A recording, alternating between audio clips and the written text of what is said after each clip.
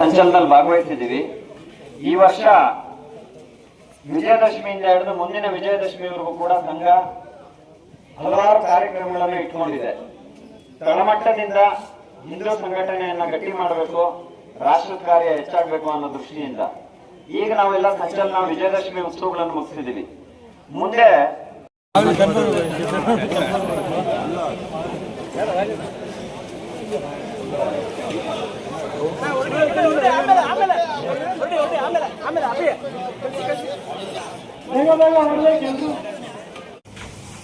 ಭಾರತದ ಉಳಿವಿಗಾಗಿ ಹಿಂದುತ್ವಕ್ಕೆ ಉಳಿವಿಗಾಗಿ ಕಟ್ಟಿರ್ತಕ್ಕಂಥ ಒಂದು RSSನ ಇಡೀ ಮಕ್ಕಳಿಂದ ಹಿಡಿದು ಯುವಕರಿಂದ ಸೇರಿ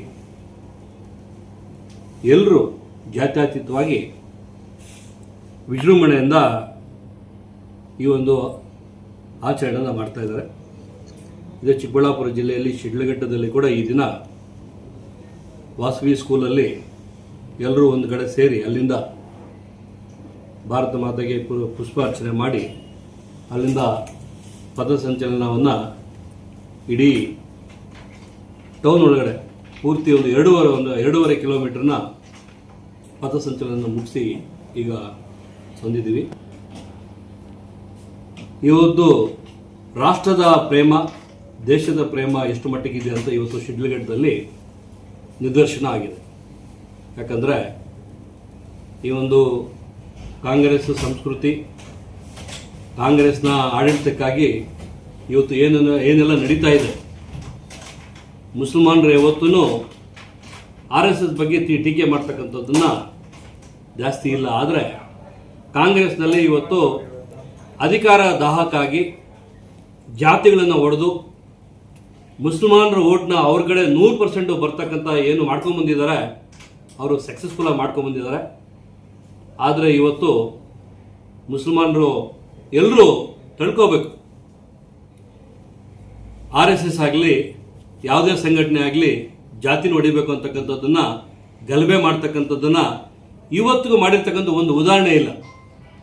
ನೆಹರು ಅವರು, ಇಂದಿರಾ ಗಾಂಧಿಯವರು ಅವರೆಲ್ಲ ತಪ್ಪು ತಿಳ್ಕೊಂಡು RSSನ ಬ್ಯಾನ್ ಮಾಡ್ಬೇಕಂತ ಮಾಡಿದರು. ಆದರೆ ಅವರೇ ಕರೆದು ವಾಪಸ್ಸು ಅನುಮತಿಯನ್ನು ಕೊಟ್ಟು ನಡ್ಕೊಂಬಂದಿರ್ತಕ್ಕಂಥದ್ದು.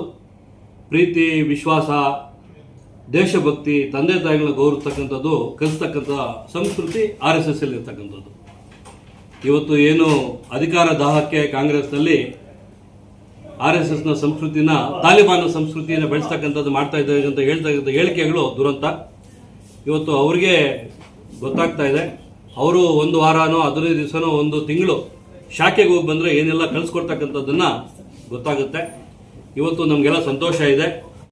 ಇವತ್ತು ತಾಳ್ಮೆಯಿಂದ ಏನು ಇವತ್ತು ಪಥಸಂಚಲನ 1 ಗಂಟೆಯ ಕಾಲ ಮಾಡಿರ್ತಕ್ಕಂಥದ್ದು ಸಂತೋಷ ತಂದಿದೆ. ರಾಜ್ಯ ದೇಶ ಒಗ್ಗಟ್ಟಾಗ್ತಾ ಇದೆ, ದೇಶ ಉಳಿತಕ್ಕಂಥದ್ದನ್ನ ಎಲ್ಲ ಮುನ್ಸೂಚನೆ ಇದೆ. ಹೀಗಾಗಿ ಈ ಕಾರ್ಯಕ್ರಮದಲ್ಲಿ ಪಾಲ್ಗೊಂಡಿರ್ತಕ್ಕಂಥ ಎಲ್ಲ ನಮ್ಮ ಶಿಡ್ಲಘಟ್ಟ ವಿಧಾನಸಭಾ ಕ್ಷೇತ್ರದ ಎಲ್ಲ ಮಕ್ಕಳಿಗೆ, ಯುವಕರಿಗೆ ಬಂದಿರತಕ್ಕಂಥ ಎಲ್ರಿಗೂ ಧನ್ಯವಾದವನ್ನು ತಿಳಿಸ್ತೀನಿ.